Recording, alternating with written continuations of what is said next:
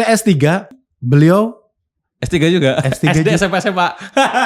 Ini saya sampai malu ini kok kalah bisnisnya luar biasa beliau nih. Iya, SMA kan. Masuk ke circle-nya anak e-commerce Indonesia. Kang, ini ada produk digital. Oke, gimana komisinya berapa? 30%. Oke, saya promosiin deh gitu kan. Promosiin, juara 1, 2 kali, juara 1 lagi, sampai 30 kali. Ada kompetisinya waktu itu ya? Ada waktu itu. Gitu kan. Semester 7 itu bangkrut saya kan.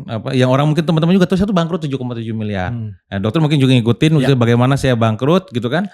Nah, untuk beresin semua permasalahan itu butuh konsentrasi tinggi. 645 orang di bawah saya ngejar-ngejar saya tuh. Gimana caranya saya beresin ini semua kan? Ya, gimana 7,7 M itu? Katanya kalau dihitung-hitung dengan gaji atau penghasilan saat itu 60 tahun lebih ya? Gak masuk, Bisa, logikanya nih, misalkan misalkan penghasilan saya 10 juta gitu ya. 10 juta anggaplah berarti kan setahun itu 120 juta doang. Anggap itu singkat cerita pakai buat bayar utang lah. Anggap gak ada buat hidup gitu. Itu kan berarti 7,7 miliar dibagi 120 juta. Itu 62 tahun. Gitu kan. Sementara usia saya waktu itu 21 tahun. Berarti kan 80 sekian tahun. Kayaknya gak mungkin gitu. Bicara Profesi. Jumpa lagi di Bicara Profesi. Hari ini saya kedatangan Dewa, luar biasa ya. Dewa bisa ke podcast saya gitu ya. Ini saya fans beliau sejak lama sekali, sejak saya jadi karyawan ya gitu. Dewa Eka Prayoga atau Dewa Selling. Apa kabar Kang? Assalamualaikum. Alhamdulillah, waalaikumsalam warahmatullahi wabarakatuh. Alhamdulillah sehat. Terima kasih luar biasa. Saya masih ini kayak bangun dari mimpi nih. Aduh. Seorang Dewa Selling datang ke podcast ini. Masya Allah lah, seneng sharing kan. Iya, siap. Ya. Kang Dewa ini sudah membuat 24 buku ya? 24 buku alhamdulillah. Terus setahu saya nih sebelum affiliate booming rame ya. Rame tadi TikTok atau Shopee gitu ya. Itu dulu sudah terjun gitu sudah ya terjun. Dan memenangkan kejuaraan lebih dari atau 30 ya? 30 kali ya? tepatnya ya, 30 kali. Kebayang ya? Kalau yang sekarang booming tuh affiliate itu menghasilkan ratusan juta sebulan atau kadang ada yang berapa miliar omset per hari gitu. Ini berapa dong kalau gitu? Saya jadi bingung. Kang Dewa, kita mau ngomong sedikit seputar bisnis atau dunia digital gitu ya. Siap. Supaya bisa menginspirasi lah gitu. Kang Dewa, kenapa sih dikenal dengan Dewa Selling? Apakah dulunya penjual betul-betul jualan aja atau gimana? Setahu saya sekarang pebisnis kan? Iya, sebenarnya banyak juga yang bertanya ya, Kang, itu Dewa Selling klaim atau misalkan apa sosokan menamakan diri Dewa Selling atau nama julukan doang atau gimana gitu. Nah, ini juga sempat tuh saya waktu di Bandung, Pak ya. Itu ketemu orang, itu kan salah satu pakar juga dalam dunia UMKM gitu. Lu yang ngaku-ngaku Dewa Selling ya? Dia bilang, loh enggak Pak, nama saya emang Dewa gitu kan. Nah, selling itu adalah hobi saya gitu kan. Hobi saya, kerjaan saya jualan. Nah, maka saya mengambil peran bahwa konon katanya kan kalau masuk ke UMKM itu harus bangun positioning juga sebagai personal brandnya kan. Ya udah akhirnya nama Dewa Eka Prayoga plus doyannya selling, ya udah Dewa Selling. Dewa gitu. Selling. Emang hobinya jualan gitu. Iya, jadi bukan mengklaim Dewa Bukan, gitu. emang namanya Dewa. Yang paling jago emang namanya Dewa gitu. Iya, mungkin kalau namanya Dede Selling. Dede Selling. Enggak oke banget personal brandingnya gitu. Jadi aneh ya kelihatan. Iya. Kang Dewa, bukannya dulu awalnya dari properti ya? Atau dari mana? Lupa saya. Dulu tuh saya sebenarnya backgroundnya tuh memang pendidikan satu backgroundnya. Jadi memang suka ngajar. Properti salah satu bisnisnya dulu. Salah satu bisnisnya dulu ya. properti juga gitu. Jadi memang sukanya nyoba-nyoba dalam dunia affiliate dulu nyoba main properti juga, main dunia digital juga. Oke, macam-macam dicoba lah. Misinya satu kalau dulu kalau saya posisinya adalah pengen lunas hutang gitu. Kalau dulu. Kalau sekarang udah lunas hutangnya udah beda lagi. Gitu. Udah lunas, boleh nanti kita spill dikit caranya ya. Siap. Oke, karena wah ini luar biasa ilmunya tuh lunas. Waduh. Saya malah banyak belajar nih, saya subscribernya beliau nih. Sudah lama sebetulnya saya belajar bisnis dari beliau nih. Saya S3. Beliau S3 juga. SD, juga. SMP, SMA. Ini saya sampai malu ini kok kalah bisnisnya luar biasa beliau nih. SMA kan. Waktu itu nggak lanjut kalau nggak salah kuliahnya. Iya. Semester 7 keluar. Sebagai seorang Dewa Eka Prayoga sekarang nih. Apa peran pendidikan itu? Kok nggak lanjut tapi luar biasa sekarang? Iya. Sebenarnya gini, kalau ditanya tentang penting nggak penting, sangat penting pendidikan itu ya. Poinnya adalah sangat-sangat penting. Jadi juga jangan melihat bahwa woi Dewa nih keluar kuliah juga nggak melanjutkan. Poinnya adalah jangan ngelihat keluarnya atau nggak lanjutnya. Tapi konteksnya adalah waktu itu kan saya semester 7 itu bangkrut saya kan. Yang orang mungkin teman-teman juga tahu saya tuh bangkrut 7,7 miliar. Nah, dokter mungkin juga ngikutin bagaimana saya bangkrut gitu kan. Nah, untuk beresin semua permasalahan itu butuh konsentrasi tinggi. 645 orang di bawah saya ngejar-ngejar saya tuh. Gimana caranya saya beresin ini semua kan. Ya ini yaudahlah saya fokus ke beresin duit-duit itu dan kuliah gak dilanjutin. Nah beresinnya kan 5 tahun. Terus dengan segala macam problematikanya udah lupa dengan kuliah tuh. Iya. Tapi poinnya adalah saya sampai saat ini masih terus belajar. Masih terus belajar. Jangan sampai gini, gak punya gelar bukan berarti gak punya pembelajaran gitu kan, gak belajar gitu. Jadi poinnya adalah terus belajar. Dan pendidikan sangat penting buat kita. Ya dan waktu itu pun bukan melihat pendidikan gak penting ya, tapi ada prioritas boleh bilang gitu ya. Betul, prioritasnya itu loh. Orang-orang pada nekan semua. Gak konsen. Makanya biar seru nih, langsung ke topik yang hangat nih ya. Gimana 7,7 M itu? Katanya kalau dihitung-hitung dengan gaji atau penghasilan saat itu 60 tahun lebih ya? Gak masuk, Bisa, iya. Logikanya nih, misalkan penghasilan saya 10 juta gitu ya. 10 juta anggaplah berarti kan setahun itu 120 juta doang. Anggap itu singkat cerita pakai buat bayar utang lah. Anggap gak ada buat hidup gitu. Itu kan berarti 7,7 miliar dibagi 120 juta, itu 62 tahun. Gitu kan. Sementara usia saya waktu itu 21 tahun, berarti kan 80 sekian tahun. Kayaknya gak mungkin gitu. Nah maka waktu itu saya mikir apa yang bisa saya lakukan agar hutang ini bisa cepat-cepat selesai.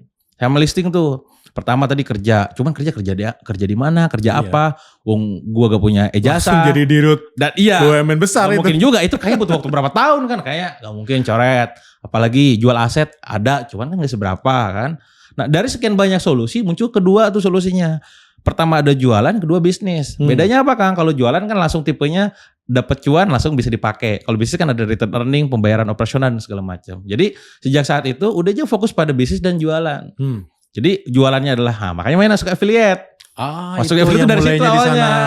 Zaman dulu belum se-hype sekarang. Dulu belum ada mentor-mentor, belum ada pembelajaran masif. Nah saya nyari itu di luar negeri kan. Di luar negeri itu ada namanya Easyvizu, Clickbank dan segala macam. Belajar. Oh ternyata ini ada cara dapetin cuan tanpa harus punya produk sendiri. Di situ saya belajar tuh ngulik dengan berbagai macam pembelajaran. Cobain masuk ke circle-nya anak e-commerce Indonesia. Kang ini ada produk digital. Oke, gimana komisinya berapa? 30%. Oke, saya promosiin deh gitu kan. Promosiin, juara 1, 2 kali, juara 1 lagi, sampai 30 kali. Ada kompetisinya waktu itu ya? Ada waktu itu. Gitu kan. Nah sekarang teredukasi dengan adanya TikTok dan Shopee dan lain-lain ya, affiliate itu. Dulu tuh gak ada. Saya dulu posisi promosi Dok, posisi jepret promosi. Jualan e-course kan bentuknya mock up kayak cover. Iya. Betul. Buku ya. Jilidnya ya. Jilidnya kan. Salah, ya. Itu orang ada yang beli nanya gini, Kang kapan dikirim gitu kan. Kok gak nyampe-nyampe? Allah, itu kan dikirimnya lewat email. Cek aja PDF di email. Iya, padahal kan gak tahu mereka tuh. Dikirimnya dikirim pakai ekspedisi gitu. Nah itu jadi awalnya dari affiliate tuh dari situ. Fokus ke jualan sama bisnis. Paling gede memang dari jualan. Karena kalau bisnis itu posisinya baik bahasanya gini, dapat profit mungkin berapa ratus juta, udahlah bagi aja saya sama partner ya. Return earning dikit aja lah, yang penting gue lunas dulu hutang gitu. Nah jadi mengerucut kedua itu, nah dari itu perjuangannya tuh gila-gilaan, pokoknya 5 tahun itu baru bisa selesai. Fokus untuk melunasi hutang. Gitu ya? Itu pun sempat sakit dulu saya. 2016 saya sakit GBS, Guillain-Barré syndrome, dan itu ngabisin budget juga di angka 7 juta lebih untuk biaya rumah sakit gitu kan. Jadi singkat cerita waktu itu ada saldo di rekening 1 miliar sekian gitu kan. Ini cicil jangan ya. Kayaknya gak mau nyicil gitu. Qadarullah benar sakit. Nah pas qadarullah sakit, biaya perawatan di rumah sakit 2 bulan diakumulasi 780 juta. Ya untungnya gue gak cicil gitu. Kalau gak ada kan perawatannya duitnya gak ada gitu. Iya. Nah akhirnya saya selesaikan. Nah setelah sakit pending dulu beberapa bulan. Belum lunas tuh utang. Saya waktu itu umroh dulu. Minta ke Allah 3 permintaan. Pertama sakit sehat 100%. Kedua pengen punya anak lagi gitu. Kalau itu baru 1 anaknya. Yang ketiga adalah lunas hutang. Alhamdulillah.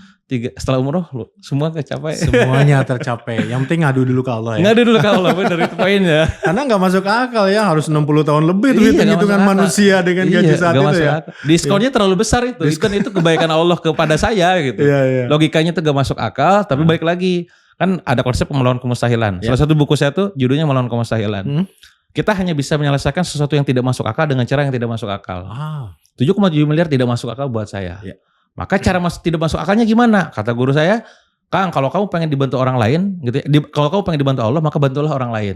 Karena gak masuk akal. Lah, kan gue harus dibantu sama mereka, kenapa gue harus nolong mereka? Betul. Di situ konsepnya keimanan. Yaudah, akhirnya saya nolongin orang, doa sama Allah, ya Allah, hadirkan orang-orang yang bisa saya bantu.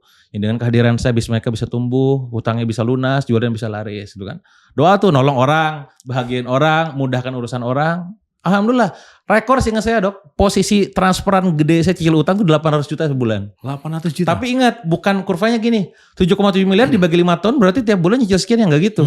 Jadi awal-awal tuh empot-empotan, ya 1 juta, 2 juta. Nah eksponensialnya ini nih. Baru ya naik. Nah bisa itu terasa. baru dar gitu. Ah, Alhamdulillah 5 tahun selesai. akhirnya selesai 5 tahun. Ini saya tertarik dengan setelah katakanlah punya hutang 7,7 kan karena bisnis ya. Ya.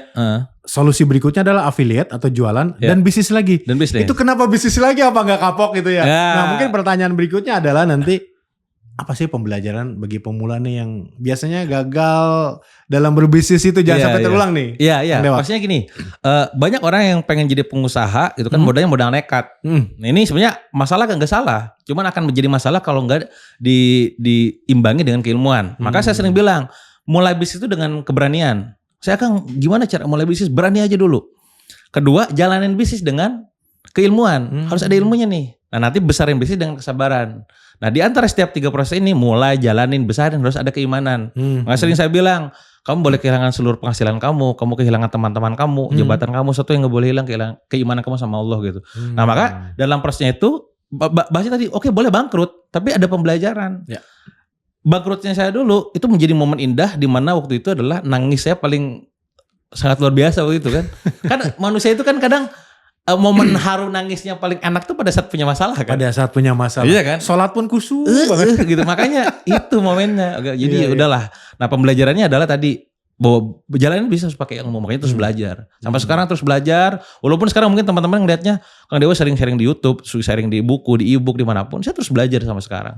Baca, dengerin podcast, nonton apa, ikutan workshop, seminar segala macam. Nah itu mungkin orang nggak lihat. Itu saya belajar juga gitu. Tetap belajar di belakangnya. Betul. Ya. Guru, mentor tetap belajar di Harus belakangnya ada, kan, betul. apalagi perkembangan teknologi bisnis berbeda-beda. Adaptasi terus dengan zamannya. Nah, ada satu Kang lagi pertanyaan saya adalah terkait dengan melunasi ini. Melunasi ini kan ya katakanlah dapat uang nih dari dari selling ya, dari menjual dan dari bisnis gitu ya. Pendapatannya kan nggak langsung meroket ya. Betul. Tapi kan orang yang datang untuk menagih itu saya yakin banyak gitu ya. Banyak banget. Itu handle-nya gimana sih? Maksud saya apakah bisa senyaman itu kita fokus untuk selling dan bisnis ketika orang di belakang itu berapa? 600-an lebih. Iya, 645 Gimana orang. Kang? Ya memang benar. Dalam kondisi tertekan yang akan sangat diuji itu adalah mentalitas kita dan keimanan kita. Dua ini nih, mentalitas dan keimanan. Saya pernah Dok dalam kondisi lagi bingung gitu ya. Sudah diajak teman untuk ngobrol, diskusi ketemu lah gitu. Saya bilang hayu-hayu aja. Diajak ngobrol, tiba-tiba saya diajak ke tempat khusus dalam sebuah ruangan, ditinggalin sendirian. Dia buat teman-temannya 16-17 orang datang di ruangan nyidang saya. Di antara yang 604 orang itu, dan tujuannya sama, mereka pengen kembalikan uang saya gitu. Lah, dijebak ya? Dijebak. Itu kan, nah posisinya adalah kembalikan uang saya gak mau tuh, saya taunya kamu gitu kan. Nah itu mentalitas tuh bener-bener tuh. Kalau misalkan, iya Pak nanti saya akan transfer Pak gitu. Nah menjanjikan jadi salah, karena bakal ada tuntutan di tanda tangan kan. Maka saya bilang, di situ apapun yang terjadi, saya jangan sampai terpancing. Bahasanya nih mending gua kena tonjok gitu kan. Yang kena jadi dia nanti pidana. Oh iya, balik kalau ya. utang kan perdata kan. Karena utang tuh perdata ya? Iya kan. Oh oke. Ya udah, saya di situ coba kalem. Maka rumusnya adalah yang tenang yang menang gitu kan. Tenang, kalem, istighfar, kan. Pokoknya saya tuh yang salah kamu. Iya saya salah Pak, saya mengakui saya salah. Kembalikan dong, mana kapan?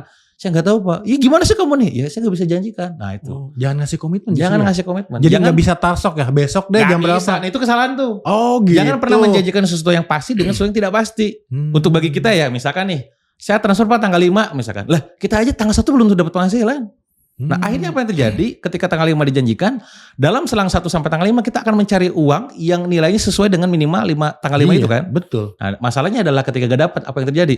Ngutang lagi kan? Ngutang gak ada untuk lubang. Sama aja. Jadi jangan pernah dijanjikan, tapi yang pasti ini nomor handphone saya, ini akun sosmed saya, kalau apa-apa silakan kontak, berikan keleluasan untuk saya bergerak. Jangan menghilang juga. Jangan hilang. Gitu ya. Nah, hati-hati tuh banyak yang punya utang hilang. Iya benar. Ini yang bahaya gitu kan. Pas awalnya melas-melas gitu kan, pas bayarnya malas-malas gitu.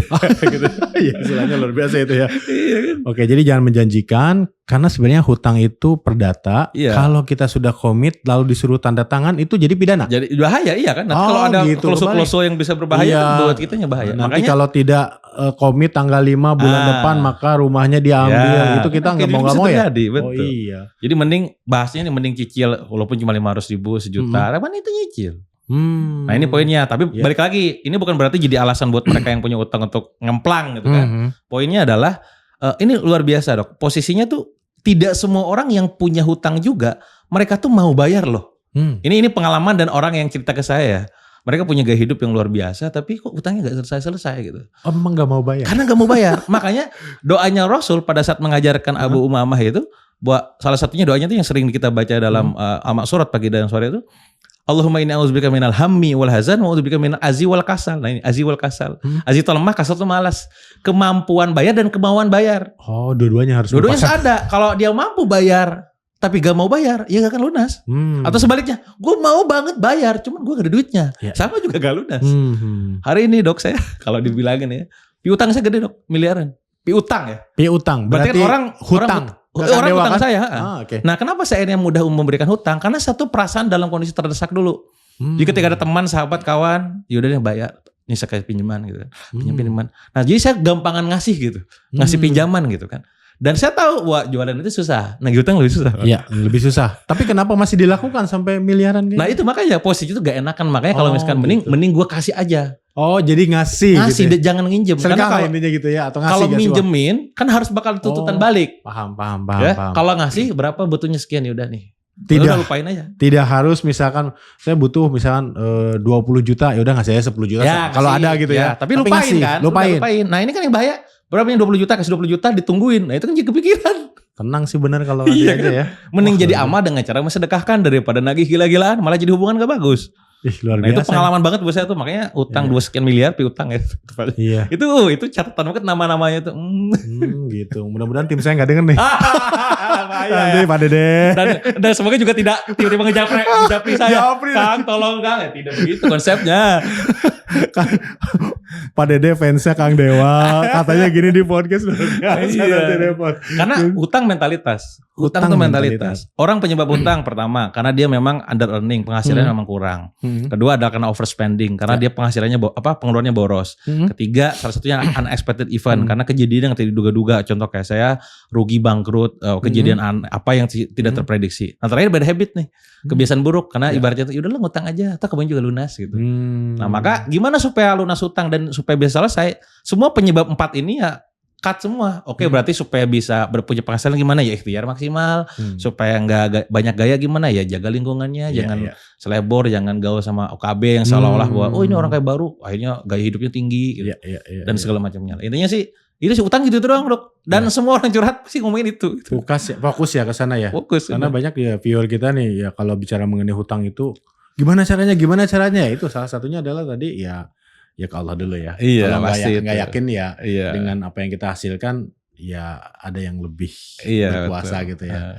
Nah jadi itu salah satu saya pikir sesuatu yang mustahil ternyata bisa dilewati. Bisa dilewati dengan waktu yang di luar cukup singkat dari 5 tahun ya? Cuma 5 tahun kan. Ya, betul. Singkat banget itu. Singkat banget. Jadi apa yang mustahil bagi Kang Dewa? Ini bukunya melawan kemustahilan karena kan gak mustahil.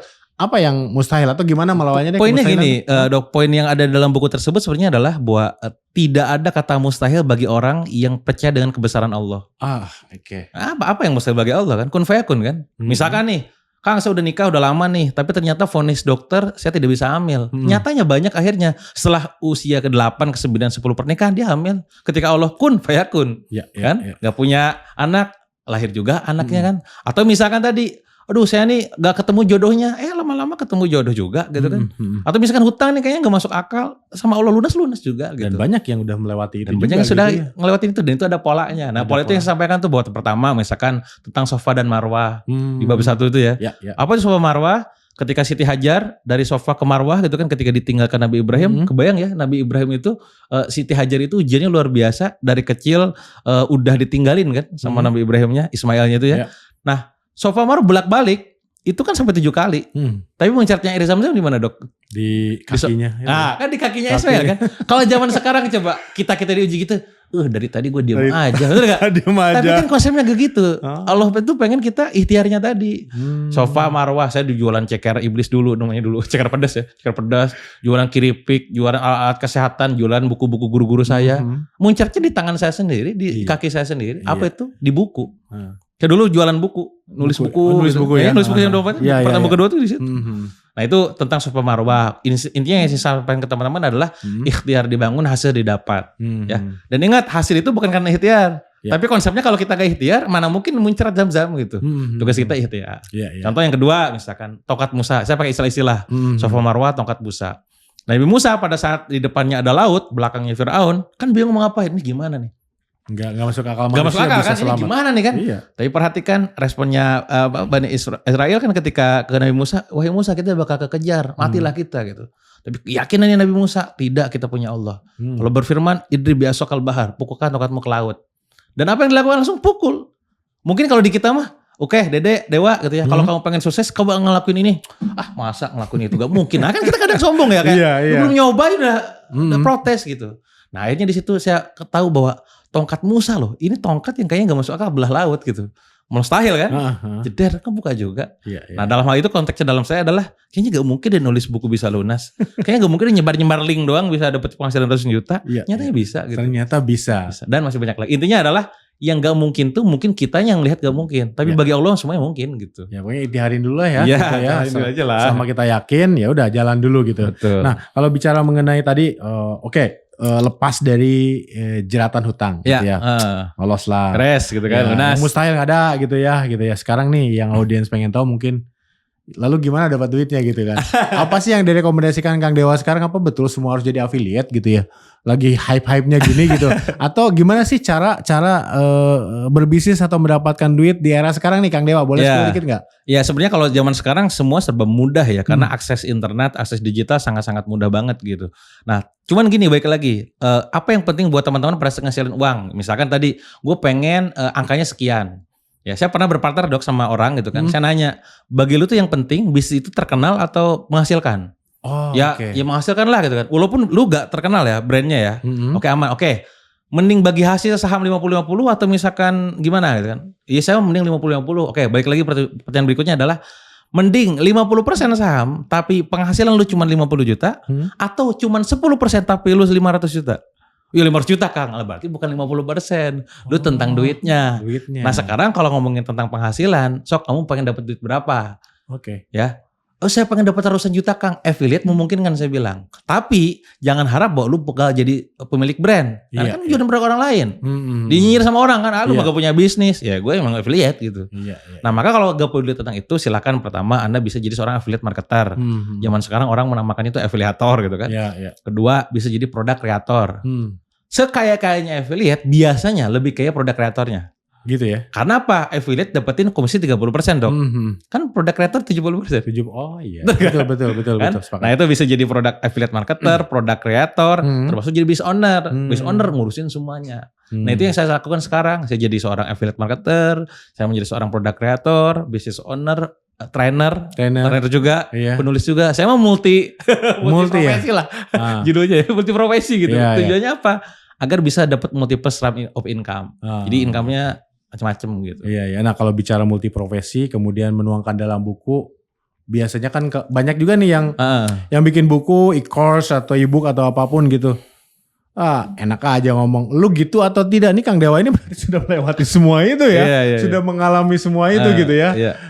Bagi teman-teman yang belum mengalami hal itu, bisa gak sih melakukannya? Misalnya gini, katakanlah saya buat buku gitu ya. Menceritakan tentang kisah sukses orang lain gitu. Itu kan bisa mengalami sendiri. Kan bisa aja. Berarti kan temanya, genrenya bukan tentang inspirasi.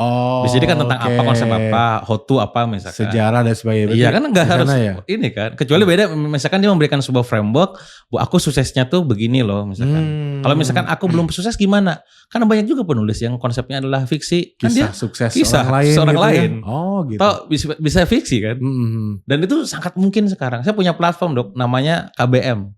Komunitas bisa menulis. Yang sekarang udah namanya udah KBM di aplikasi itu. Itu downloadernya udah 1 juta lebih. Penulisnya tuh penghasilan ratusan juta tiap bulan. Dan ini ngeri-ngeri. Mak-mak yang kalau nulis cerita tuh aneh-aneh gitu kan. Dan gak nyangka bisa dapetin ratusan juta. Oh gitu, bisa? Bisa. Gitu? Dan saya kan, karena saya owner kan saya bisa dashboard kan. Buset dah, 400 juta, 5 juta. Itu penulisnya loh. Bagi hasil yang buat mereka tuh wow gitu. Apa yang diceritain? Cerita rumah tangga, drama-drama. Keseharian gitu ya? Iya. Mungkin jadi relate kali ya sama orang-orang. Relate, betul. Jadi apakah dia ngelakuin? Belum tentu dia ngelakuin dan ngerasain. Tapi dia bisa bernarasi, membuat sebuah cerita-cerita karangan kan. Yang buat orang kayak relate, relevan. Artinya banyak apa? yang gitu ya. Gak harus ngalamin. Oh gitu. Itu bisa jadi meta block kan, limiting belief buat Betul. orang ya.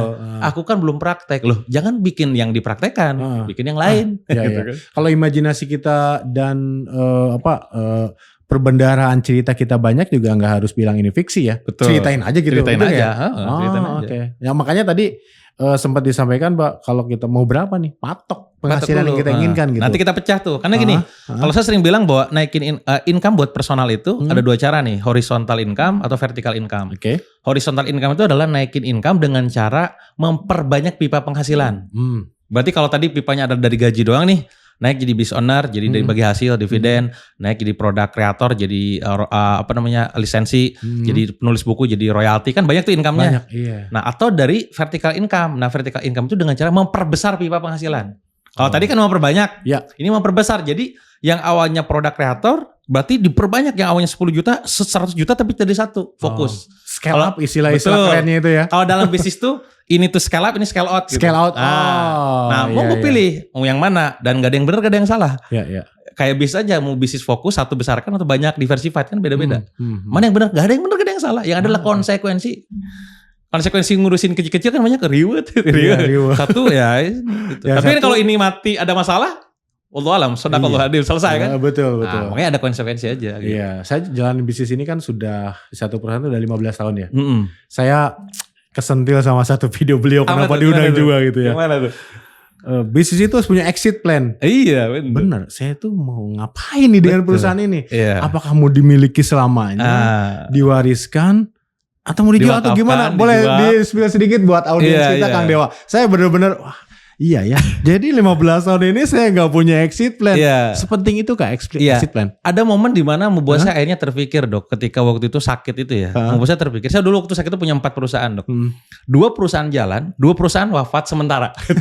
Karena saya sakit. Iya, iya, Nah, di situ saya punya kesimpulan, oh bener nih, ini quote-nya nih ya. Jangan sampai bisnis Anda adalah Anda. Ketika Anda sakit, bisnis ikutan sakit. Ketika Anda wafat, bisnis ikutan wafat. Ya. Mana yang katanya bisnis kamu pengen diwakafkan? Mana yang katanya bisnis kamu pengen diwariskan? Oh sakit aja Iya ikutan lagi. sakit. Itu kan Iya. nusuk banget tuh. Betul. Itu kayak quote yang keluar. Ih ini bener nih. Semenjak saat itu 4 ini berikutnya yang saya bikin bisnis. Pasti bangun tim, bangun sistem. Ya, bangun tim, bangun sistem. Dan ketika berpartner sama orang, saya nanya nih ke partner. Jadi ini bisnis nanti exitnya mau gimana? Gitu Iya, kan? iya. Game plan-nya apa? Game play-nya apa nih? Main di revenue, di profit, atau di aset, atau di apa? Valuasi misalkan. Kalau nggak sama, kemungkinan kita nggak partneran nih. Kalau udah sama nih angkanya, oke. Game play-nya adalah kita ngejar profit, oke. Karena ada bisnis yang dia nggak ngejar profit, ngejar valuasi kan. Oh iya. Ada yang kayak gitu. Oke, yang kedua pertanyaan saya partner, calon partner nih. Oke, dari segi asetnya gimana nih? Nanti ini bisnis bakal mau dijual, mau diwakafkan, diwariskan tuh dibesarkan sebesar-besarnya. Ujungnya mau gimana? Ya saya pengen nanti diwariskan ke anak saya. Oh saya pengen diwakafkan. Oke, confirm ya. Ini agak ada konflik. Nanti saya akan diginikan, saya akan diginikan. Aman ya, aman deal. Nah itu menjadi salah satu obrolan kita pada saat partnership. Intinya adalah mulai bisnis harus mulai dari akhir. Ketika ini bisnis besar, mau digimanain? Sama kayak kita profesi bisnisnya, Dok. Iya, iya, iya. Pertanyaan gini, seringkali kita dengar bahwa bisnis itu pengennya adalah bisa time freedom sama financial freedom. Financial Ya. freedom itu umum lah dua itu. Benar kan? Pertanyaan saya berikutnya adalah, emang kalau sudah freedom mau ngapain? Saya podcast. Bingung juga. Iya kan? Ini Iya. yakin gue bikin podcast kadang nganggur. Iya, bingung juga, Ini benar. nggak faedah gitu. Iya, itu dampak Nah, tidak emang. punya exit plan tuh gitu tuh. Makanya di betting dari awal. Oh, ternyata gue pengen ini dan nanti ya udah sok gitu. Oh, gitu. Jadi itu bukan jadinya. tujuannya, itu salah satu cara untuk mendapatkan tujuannya kan. Oh, gitu. Tujuannya tadi mereka making legacy, sharing happiness atau apa, misalkan bebas gitu. Nah, tadi ngomong-ngomong sempat disentil partner ya. Apakah kita harus sepakat dengan partner bisnis kita? Iya. Meskipun contohnya kita majority, partner kita minority. Kan kita bisa putusin apapun. Perlu Iya. sepakat nggak mengenai exit plan itu? Ya, poinnya gini, kalau kita berpartner, nyari partner atau katakanlah udah berpartner, cari 3 yang sama, cari 2 yang berbeda, Dok. Kalau saya nih ya, 3 yang sama apa aja? 1 visinya. Oke, visi. Visi ini bicara tentang tadi gameplay sama exit plan. Gameplay itu kayak kita ngejarnya apa nih gitu kan. Kalau exit plan tadi kita mau diapain nih gitu kan. Itu visi. Kedua adalah value. Value itu apa yang dianggap penting. Case study aja, misal kita ketemu project, angkanya misalkan 10 miliar, tapi misalkan kita harus ada risuah di dalamnya, sogok menyogok, kita harus menyentuh dengan riba, kita harus begini-gini gimana? Wah gua enggak, ya udah, berarti gak sepakat nih. Kalau gua iya gak apa-apa, berarti kan beda tuh value-nya. Oke. Yang ketiga adalah dari segi karakter. Nah dari segi, dari yang ketiga dari segi chemistry. Chemistry. Chemistry harus sama. Chemistry dirasakan dari komunikasi sama koordinasi. Nah ini sama pastikan 3. Nah yang beda adalah 2, karakternya sama kompetensinya. Karakternya tuh yang satu ngegas pastikan yang satu ngerem. Memang harus beda. Kalau sama sok coba. Kalau rem dan rem gak ngegas enggak. Gak maju-maju gak sekelap-sekelap. Misalnya kita ketemu nih sekarang, ketemu lagi 10 tahun lagi, Dok gimana bisnisnya? Ya masih sama, gila lu 10 tahun gak 10 ketemu, tahun ya? gini-gini doang, berarti kan ngerem terus. Betul. Atau tadi orang ngegas terus ya nabrak Pak, ada yang ngerem. Iya nabrak, ada yang ngerem. Nah makanya kita perlu tahu, oh ini karakternya memang ini rada ngegas, gua ngerem gitu. Atau posisi ini siapa yang bakal ngalah nih gitu kan. Sama satu lagi adalah kompetensinya. Bisa jadi kita jago di marketing, selling, branding, partner kita di operasional, manajemen dan produksi misalkan. Ini saling mengisi gitu. Nah perihal pertanyaan tadi apakah harus sepakat dalam keputusan? Memang pada akhirnya emang harus diobrolin. Harus diobrolin ya. Tinggal nanti mana yang lihat nih dari segi value kita nih, oh ternyata ini madorotnya lebih banyak, oh ternyata oke ini aja, itu harus sepakati. Kalau udah partner harus sepakat sih. Bahkan sebaiknya sejak awal sebelum gede ya. Kalau udah Betul. gede masing-masing punya ego. Nah gitu, pas kita masih sebulan 10 juta, bro ini bisnis kita bro, gedein barang-barang. 100 juta, bro semangat bro. Iya, iya. 1 miliar udah mulai jarang komunikasi, 10 miliar, maaf kamu siapa ya? Saya gak kenal kamu, tendang kan. Iya, iya. Hati. Iya, Nah, iya. ini sering terjadi dong, makanya benar-benar partner itu seni banget. banget Iya. itu ya. saya belum pernah sampai titik dimana ya bangkrut yang seperti itu sih. Kalau Jangan sampai lah. kesusahan kan biasa ya Iya, sampai. iya. Berarti itu lesson learn banget ya. Banget, Pelajaran banget bagi pebisnis ya. Banget. Seandainya Kang Dewa, yang 3 Ah. harus sama dan 2 Beda. beda itu belum tercapai dengan partner kita, apakah perlu partner baru atau gimana solusinya? Kemungkinan besar kita nggak deal. Oh begitu ya? Karena itu tuh kan filter sebelum join, sebelum barengan. Harusnya gitu ya? Iya, makanya tadi ngetesnya tuh kita ngobrol dulu, kopdar dulu, ngecek dulu, tanya dulu sini, cek dulu track recordnya apa dulu. Nah ketika misalkan suatu saat terima jalan nih, ternyata ada yang clash dan itu bukan di ranah yang sifatnya teknikal, itu mah udahlah bisa diobrolin, ternyata Iya, udah gak iya. sesuai nih. Ya udah bubar aja sirkanya, bubar aja kolaborasi partnershipnya. Oh, Daripada gitu. manjangnya gak bagus gitu. Iya, karena akan gitu-gitu aja ya. Iya. Entah gak maju-maju terus, Nggak- suatu ini nabrak sana nggak kiri. plong gitu kan. Iya. Oh gitu. Jadi partner sangat penting. Pertanyaan berikutnya adalah kalau saya mau bikin bisnis baru atau teman-teman ya yang nonton ini ingin berbisnis nih, nyari partner tuh gimana sih, lowongan partner?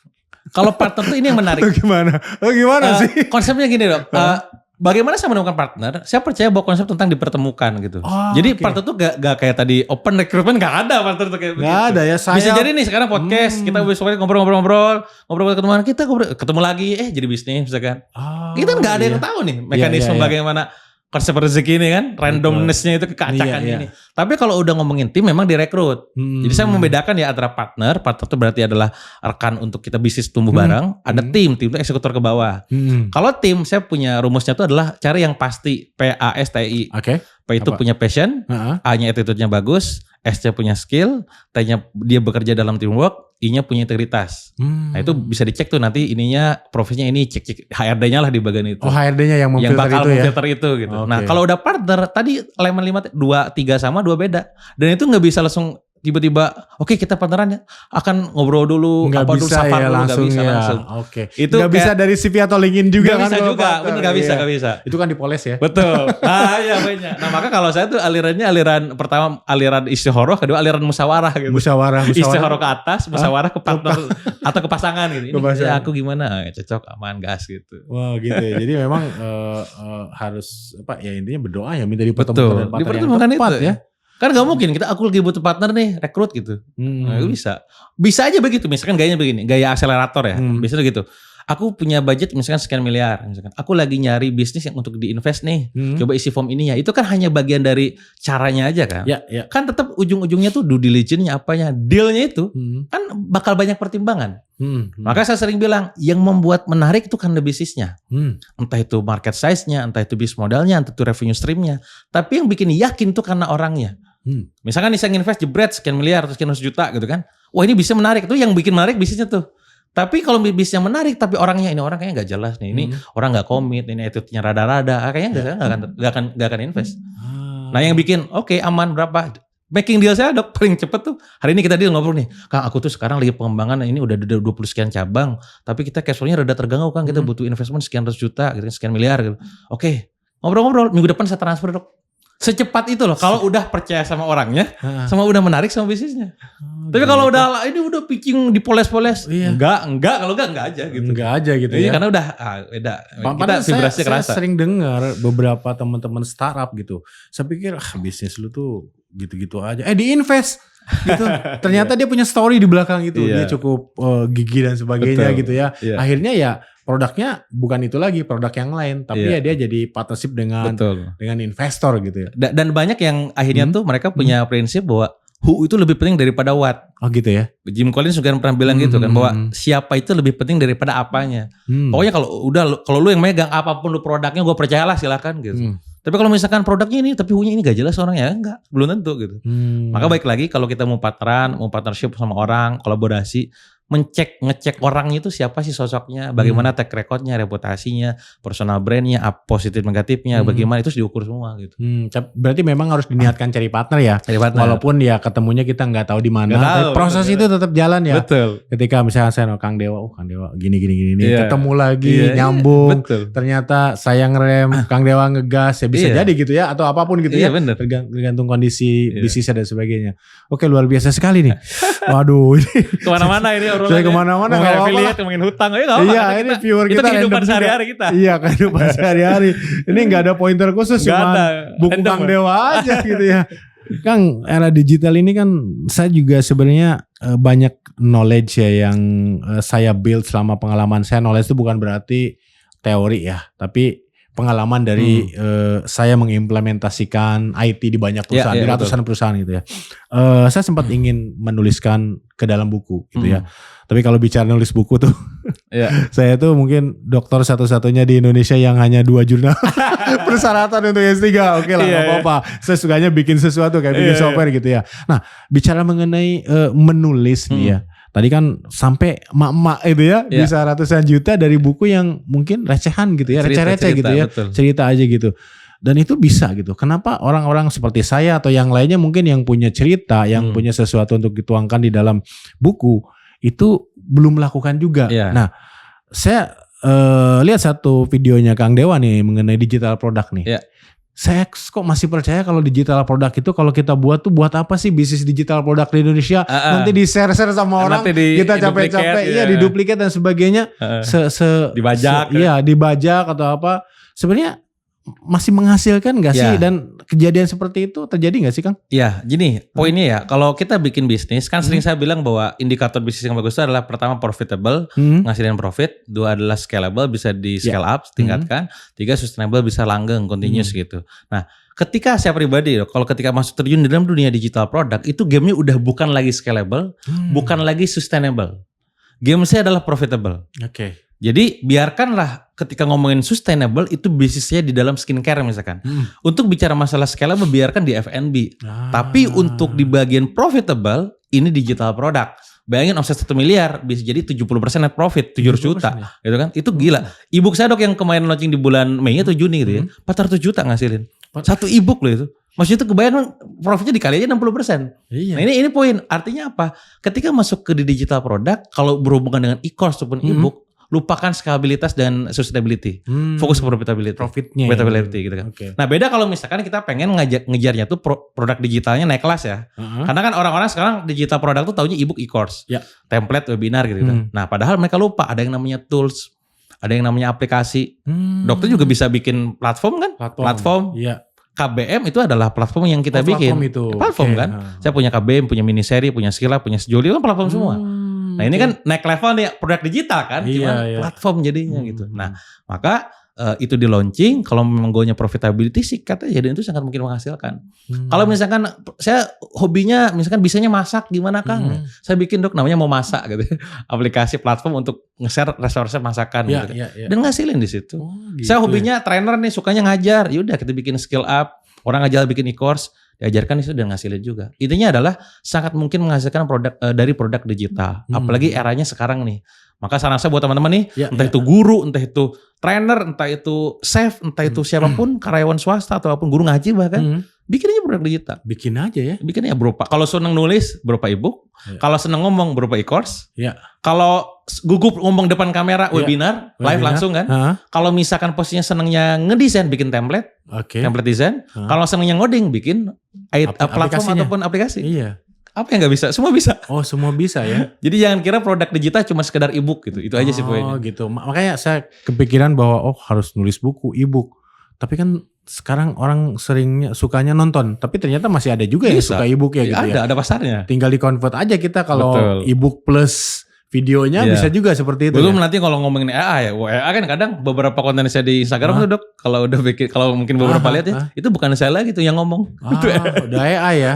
Iya. Saya syuting 4 jam upload ke platform ke AI-nya, udah ngomong apa itu udah AI semua. Udah jalan sendiri jalan gitu ya. otomatis. Iya. Itu ngeri. Makanya itulah pentingnya adaptasi dengan zaman. Saran saya sih apapun profesi kalian, teman-teman, terjun ke digital product. Digital product. Dan itu cuan ya, profitnya luar biasa ya. Cuannya gede. Dan di titik itu Dok, kadang kita gini, misalkan top saya sebagai seorang pebisnis F&B, katakanlah net profit margin 35%, 40%. Skincare misalkan 25%. Ngebandingin sama digital. Di sini gue butuh aset capex gede. Ini tanpa modal jebret 4 juta ngapain ini gitu. Jadi mending produk digital. Iya ya. Cuman jangan tanya scalabilitas dan sustainability. Bukan di sana. Karena itu bukan goal kita. Goal kita nyari cuan banyak di situ. Iya, cuan banyak. Jangan nunggu langgeng biarin aja game hari ini doang gitu. Itu kenapa ya? Dulunya saya suka bertanya-tanya ini kok punya banyak bisnis kuliner, tapi juga nulis buku, tapi juga webinar, nggak ada kerjaan apa? Ternyata apa ya, kalau di investasi itu hedging ya. Iya. Yang satu buat scale out ya bisnis kuliner, satu buat profit. Betul. Ternyata menguntungkan gitu. Bener. Kayak gini, bikin training workshop kan tidak scalable. Iya betul. Kan nambah training kan nambah orang atau nambah orang. Kan gue diduplikasi, masa Dewa yang perlu duplikasi. Iya, bisa bikin sertifikat, cuman kan tetap juga effort kan. Palingnya sekelas 120 orang ya udah, tapi kan profit, gamenya profit. Sehari paling mungkin 2 atau 3 kali kalau dipaksain sehari berapa sesi ya. Cuma kan apalagi, apakah itu doang? Kan tadi gue pengen ngejar tadi, pengen bisa hidup tetap jalan dalam kondisi uang tetap dapat passive income, berarti dari produk yang sustain. Maka bikinlah produk herbal, bikinlah skincare, jalan udah. Dan tanpa saya muncul keluar gitu. Iya betul juga sih. Begitu kita udah naik gitu produknya, yang lainnya ngikut ya. Iya ngikut. Endorse atau apapun gitu ya, dan itu. Apalagi kalau udah di digital. Apalagi kalau di digital produk. Sekarang kan produk, seorang konten kreator bisa bikin banyak sumber income. Dari endorse, placement, dari mulai panggilan trainer, webinar, bikin produk digital banyak banget. Banyak banget. Jadi sudah tidak sudah tidak boleh ditunda lagi ya masuk produk digital ya. Digital produk. Ini udah momen, dulu saya ngompor ini 2013 Dok. Tapi belum momentumnya banyak. kali ya. Iya, nah sekarang gue masuk gas. Oke lah, gue pensiun jadi pemain nih, banyak. Gue dikit-dikit aja lah. Mau gue kalian masuk dan ini momennya. Hasilkan ratusan juta rupiah bahkan miliaran dari digital produk. Berarti affiliate-nya udah enggak dong? Affiliate dikit-dikit aja, bantu teman-teman aja naikin story. Lumayan tuh naikin story, lumayan closing berapa juta. Iya, 30 kali juara kontes affiliate, kalau sekarang masuk, yang lain mau gimana? Nah itu juga jadi obrolan anak-anak. Iya kan? makanya. Wah si Dewa ikutan, udah gue jadi lah. Kayak gitu Pak konsepnya, sok aja silakan, saya pensiun. Iya beda liganya ya. Gitu udah ke yang lain sekarang. Saya pernah tuh menangin kontes affiliate Dok, di hari terakhir nih, ini besok pengumuman. Di hari terakhir aja? Hari terakhir. Hari terakhir tuh salesnya mereka tuh 300 sekian gitu kan. Wah, saya masih 0. Malam gimana bisa kayak. Saya ngukur kan database email saya berapa, database Facebook. So, oke, bisa 400 500. Bismillah yakin bisa. Oke, webinar jeder dalam 3 jam 120 juta komisi menang 500 sales. Kata yang juara 1 itu sialan gara-gara si Dewa nih gue juara 1. Sorry ya gue. Lihat pendaftar dulu siapa nih kalau itu kontes gitu ya. Karena kalau udah kompetisi ngeliat saingan kan. Gue menang tinggi kan, kalau yang lain lebih tinggi tetap kalah. Iya. Nah itu harus dicek. Kang Dewa, yang terakhir nih mumpung affiliate, dunia affiliate lagi hype nih. Iya. Ini ilmu apa nih kalau di penelitian itu grounded teorinya ya, berarti udah yang nyemplung duluan sejak dulu, sekarang baru booming affiliate. Ada gak sih yang disampaikan untuk para calon afiliator atau afiliator supaya bisa mereplikasi apa yang kesuksesan Kang Dewa lah kira-kira? Poinnya adalah pertama, kalau pengen teman-teman jadi seorang affiliate marketer yang sukses, pastikan produk yang dijual itu produk yang market fit. Dari mana kita tahu market fit? Itu dibutuhkan oleh banyak orang. Minimal teman-teman tahu judulnya, solusinya apa gitu. Itu tahu tuh produk knowledge-nya. Artinya paham juga tentang produk knowledge-nya. Itu yang pertama. Kedua, harus bisa menguasai sumber traffic. untuk mendatangkan ke mereka gitu kan, leads atau sales ke produk kreatornya gitu kan. Artinya mulai menguasai ilmu tentang Instagram, Facebook, TikTok, YouTube, dan sekarang dengan adanya TikTok itu sangat mudah banget untuk viral dan segala macam. Yang pertama adalah produk market fit, kedua adalah sumber traffic yang bisa banyak gitu kan. Ketiga adalah kemampuan dalam bikin konten yang konsisten. Konten ya. Jadi konten itu bisa dikatakan gak cuma sekedar satu kali udah lupain, enggak. Sehari targetin 5 misalkan. Besok lagi 5, posting 3 apa. Postingnya di IG story, di Facebook, di YouTube, dimanapun. Jadi pertama produknya, kedua trafficnya, 3 kontennya, terakhir nanti offeringnya. Penawarannya. Bisa jadi nanti mereka tuh gak cuma sekedar beli produk, tapi misalkan ada grup supportnya, ada after salesnya, ada apanya. Nah itu yang kita bangun, yang kita lakukan, sehingga waktu itu 30 kali bisa menang. Plus tentunya adalah karena juga waktu itu saya bangun personal brand, plus juga punya database yang banyak. Jadi personal brand dan list building menjadi poin penting juga. Nah penting banget ya, artinya ya ketika orangnya sama, posisinya sama. Yang bedain kan itu. Personal branding yang menonjol ya dia sini aja gitu ya, itu percaya poinnya, gitu ya. Betul. Oke, luar biasa sekali. Kang Dewa, Siap. terima kasih banyak nih waktunya, luar biasa sesinya sangat daging semua. Daging ya. Mudah-mudahan nanti kita bisa ada sesi lainnya siap, dan bermanfaat juga menginspirasi teman-teman yang ada di rumah. Siap. Terima kasih, itu aja. Yuk, oke.